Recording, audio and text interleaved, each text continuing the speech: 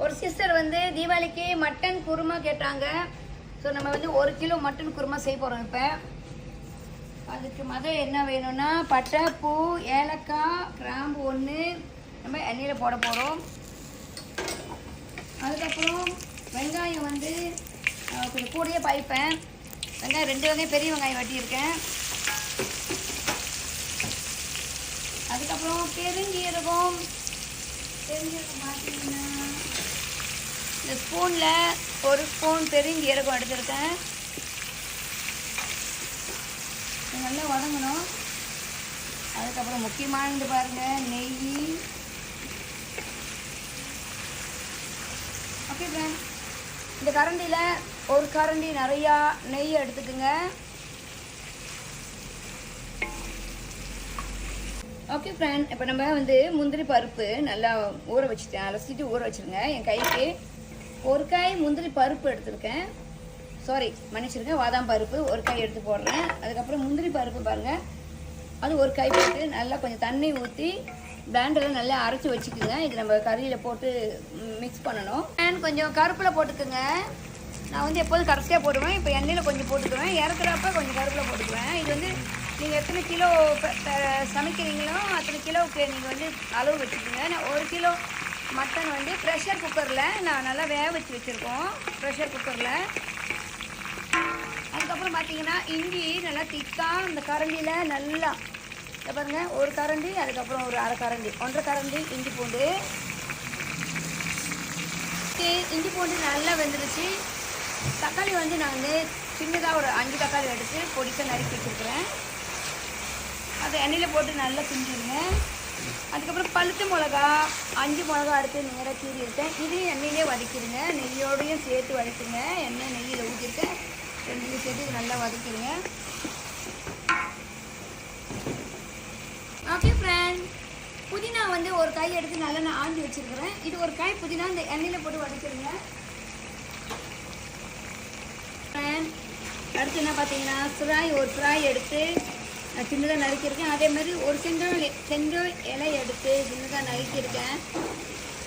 நம்ம வந்து ஒரு டவுன் பண்ணுறாங்க இலையை வந்து நம்ம 4ஆக வெட்டியிருக்கோம். அதே மாதிரி 2 சுராய் எடுத்து சின்னதாக நறுக்கியிருக்கேன். இந்த கரண்டியில் 1/2 கரண்டி பட்டை மிளகாத்தூள், பாபாஸ் பட்டை மிளகாத்தூள் ஒரு 1/2 கரண்டி போட்டுக்குங்க. அதுக்கப்புறம் பார்த்தீங்கன்னா இந்த கரண்டியில் 1/2 கரண்டி மஞ்சத்தூள். அதுக்கப்புறம் இந்த கரண்டியில் 1 கரண்டி கோழிக்கறி தூள், பாபாஸ் கோழிக்கறி தூள். இந்த கரண்டியில் 1/2 கரண்டி மல்லித்தூள். அதே மாதிரி இந்த கரண்டி 2 கரண்டி கசகசா தூள்.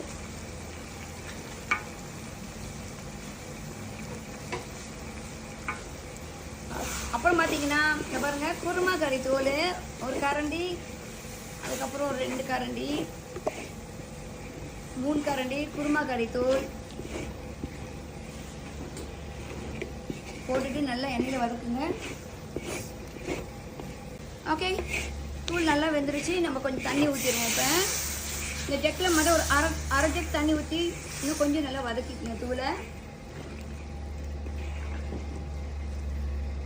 அதுக்கப்புறம் பார்த்தீங்கன்னா நான் ஒரு 5 உருளைக்கிழங்கு எடுத்து வெட்டியிருக்கேன். ஒரு 3 கேரட் வெட்டியிருக்கேன். இப்போ பார்த்தீங்கன்னா 1 ஜக் தண்ணியில் பாதி ஜக் தண்ணி எடுத்து தூளில் போட்டுட்டோம். இப்போ இன்னொரு பாதி ஜக் தண்ணி இருக்குது. நம்ம எல்லாம் ஊற்றி நல்லா கொதிக்க விட்டுருவோம். உருளைக்கிழங்கு வேகணும்.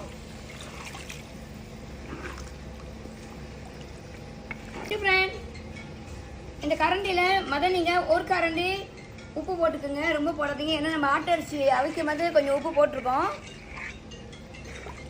ஓகே ஃப்ரெண்ட், உருளைக்கிழங்கு நல்லா வெந்துருச்சு. கொஞ்சம் பைத்தங்காய் போட்டுக்கோங்க, நல்லாயிருக்கும். கொஞ்சம் பைத்தங்காய் போட்டுக்கோங்க. அதுக்கப்புறம் அதை பாருங்கள், நான் வந்து கொஞ்சம் தண்ணி ஊற்றி 1/2 ஜக் தண்ணி ஊற்றி 1 கிலோ ஆடு அவிச்சு வச்சுருக்கிறேன். இதில் கொஞ்சோண்டு சீரஞ்சீரக தூள் போட்டிருக்கேன், கொஞ்சோண்டு மஞ்சள் தூள் போட்டிருக்கேன். கிரைண்டரில் அரைச்சி ப்ரெஷர் குக்கரில் வேக வச்சு வச்சுருக்கிறேன். ரொம்ப வேகலை, முக்கால் வந்துருக்கு. இன்னும் கொஞ்சம் இதில் கறியில் வேகட்டும். அதுக்கப்புறம் பார்த்தீங்கன்னா 1 டீன் காளான் போடுறேன். இது நீங்கள் போடலைன்னா பரவாயில்ல, போட்டாலும் நல்லாயிருக்கும். 1 டீன் காளான். ஓகே ஃப்ரெண்ட், நம்ம இப்போ பார்த்தீங்கன்னா என்ன போட போகிறோம்னா தயிர். இந்த கரண்டியில், அதாவது வெஜ்ஜி கரண்டியில் 3 கரண்டி தயிர் ஊற்றிக்கிங்க. அதுக்கப்புறம் நம்ம முந்திரி பருப்பும் பாதாம் பருப்பும் பிளாண்டை நல்லா அரைச்சிட்டோம். உங்கள்கிட்ட காமிச்சேன்னா ஒரு கை முந்திரி பருப்பு, ஒரு கை பாதாம் பருப்பு நல்லா அரைச்சி இதில் ஊற்றிக்கிங்க.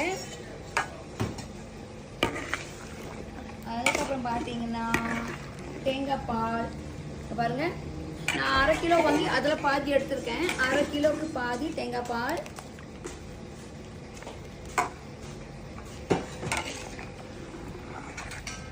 நல்லா கிண்டி விடுங்க.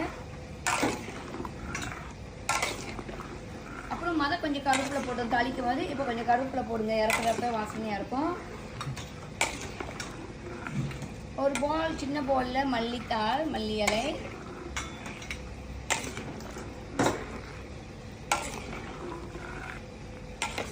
ஓகே, இப்போ நம்ம கறி இறக்க போகிறோம்ல, நம்ம என்ன பண்ணுவோம், இங்கே பாருங்கள், அழகுக்கு கொஞ்சம் பழுத்த மிளகா, ஒரே ஒரு காலிஃப்ளவர் கொஞ்சமாக இப்படி போட்டுக்குங்க. ரொம்ப வேண்டாம். கறி கொதிச்சோடனே நம்ம இறக்க வேண்டியதான். உப்பு போதுற அளவுக்கு நீங்கள் பார்த்துக்கலாம்.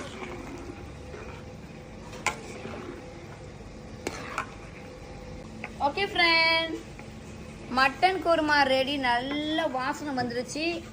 உங்களுக்கு உரப்பு வேணும்னா, நான் இன்றைக்கி ஊசி மிளகா போடலை. நீங்கள் வேணும்னா கொஞ்சம் ஊசி மிளகா அரைச்சி ஊற்றுனீங்கன்னா நல்ல வாசனையாக இருக்கும், நல்ல உரப்பாகவும் இருக்கும். நான் ஊசி மிளகா போடலை, உங்களுக்கு வேணால் போட்டுக்கலாம். Mutton kurma ready. பாருங்கள், நல்ல வாசனை வருது பார்த்தீங்களா? Mutton kurma ready. நன்றி ரெஸ்டாரண்ட் ராஜேஷ். இப்போது இது தீபாவளிக்காக உங்களுக்கு நம்ம செஞ்சு காமிக்கிறோம். ஒரு தோழி நம்மள்கிட்ட கேட்டாங்க மட்டன் குருமா வைக்க சொல்லி. நன்றி.